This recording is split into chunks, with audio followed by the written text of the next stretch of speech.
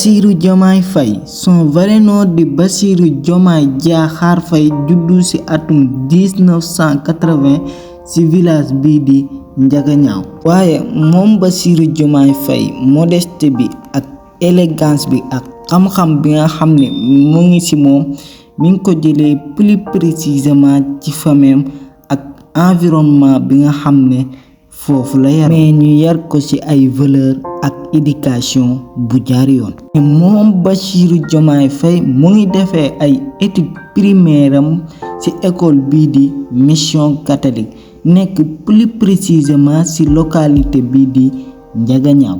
ginnaaw bi nga xam ne moom Bassirou Diomaye Faye jeexal na ay études primaires am ci la rejoindre CEM de Ndiaganiao. et aussi wax nañu ne CEM boobu ñi ngi ko tuddee woon maamam bu góor bu ñuy wax Makor. ginnaaw bi nga xam ne moom Bassirou Diomaye Faye jeexal na ab njàngam ci CEM boobu ci la dem directement ci lycée Demba Diop de Mbour. et plus précisément ci atum 2000 moom Bassirou Diomaye Faye ci la am son baccalauréat. ginnaaw bi nga xam ne moom Bassirou Diomaye Faye am na baccalauréat am ci la choisir dem université Cheikh Anta Diop bu Ndakaaru mu nekk plus précisément ci faculté des droits. salaamaaleykum la mi fa maa leen di ziar ba yéen nga am jàmm bu baax a baax en tout cas ñi ñooy cool ñi ci jàmm bu baax a baax dinañ ko ñaanal leen baalu àq ci weeru koor gi di ñaan yàlla mu may ñu ay déwén yu bëree bëri. bu fekkee ne da nga intéressé wu ci wàllum histoire wala sax biographie ngay wax bienvenue sur votre chaîne YouTube, la chaîne qui vous raconte des histoires. bu fekkee ne abonné go aussi maa ngi lay suggérer nga abonné et like vidéo bi parce que loolu rek nga ñu mën a soutenir. désir ak détermination bi nga xam ne moom Bassirou Diomaye Faye am na ko ci ay études supérieures am maanaam ci njàngum université succès bi tàmbale ko dal nag parce que plus précisément ci atum 2004 moom Bassirou Diomaye Faye ci la am son maîtrise.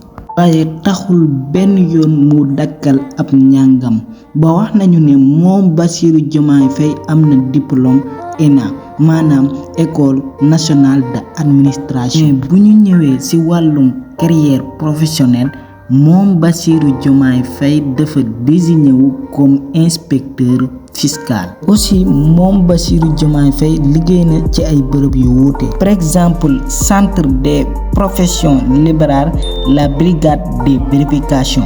actuellement jamono ji may waxee ak yow moom Bassirou Diomaye Faye moo nekk chef du bureau contentieux à la direction de la législation et la coopération. mais moom Bassirou Diomaye Faye moo ngi tàmbalee politique plus précisément ci atum 2014 tombeek exactement at bi nga xam ne moom la ñu créé parti bi di Pastef. naaw bi nga xam ne moom Bassirou Diomaye Faye rejoindre na parti boobu di Pastef wax nañu ne daf see wane benn engagement ak benn détermination bu fort su ma gën a simplifier wax ji mooy que dafa jël parti bi rek def ko yëfu boppam. aussi di participer ak kem kàttanam ci projet bi nga xam ne ñoom ñëpp ñoo ànd d'accord ci. naa ne projet boobu xam ngeen ko di li ñu bokk ñëpp ci war a jot. xam naa ne moom Bassirou Diomaye Faye yemul rek ci wàllum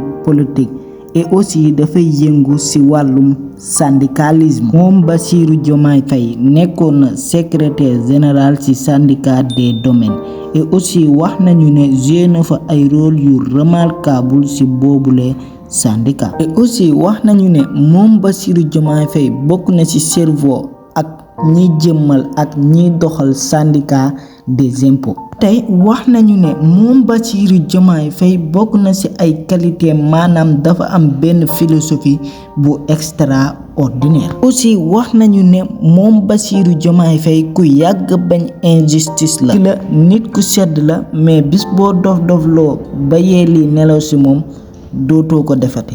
mais bu ñu ñëwee ci digganteem ak Ousmane Sonko rek ngay gis ci biir Bassirou Diomaye Faye. maanaam Ousmane Sonko bu sotti la rawatina ci critiquer doxalinu gouvernement bi fi nekk actuellement. waaye moom Bassirou Diomaye Faye bokk na ci ay passion maanaam ay bëgg-bëggam lecture maanaam lire ay livres dinaa leen fi jox quelques exemples genre livre yi nga xam ne moom Bassirou Diomaye Faye moom la gën a taamu di ko lire.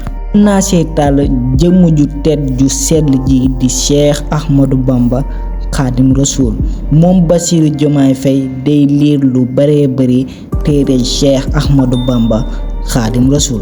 moom Bassirou Diomaye Faye ñi ngi ko yóbbu prison ci weeru avril ci atum 2023 li ko waral nag mooy que moom Bassirou Diomaye Faye dafa defoon benn post sur les réseaux sociaux boobu nag mu defoon da ci doon interpeller yenn magistrats yi comportement bi nga xam ne ñi ngi ko doon wane ci leaderam bii di Ousmane Sonko plus précisément ci problème bi doxoon digganteem ak Mame Mbaye Niang bi nga xam ne moom Ousmane Sonko def na tous les moyens pour présenter wu ci élection présidentielle 2024 mais malheureusement antuwul biir situation yooyu nag moom Ousmane Sonko ci la désigné kii di Bassirou Diomaye Faye pour mu nekk candidat bi représenter programme ak projet bi nga xam ne moom Ousmane Sonko moom la porté woon.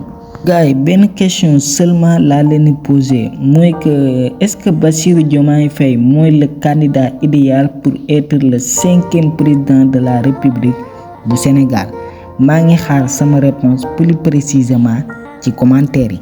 gars yi egsi nañ ci fin vidéo bi bu fekkee ne abonné goo ba léegi maa ngi lay suggérer nga abonné et like vidéo bi ndax lu ngeen koy gën a like YouTube di ko gën a jàllale ñeneen bu fekkee aussi mën nga koo partager sa benn wala sa ñaari xarit ñu xam kan mooy Bassirou Diomaye Faye dëgg-dëgg kon gars yi let's go ba beneen yoon ak beneen vidéo.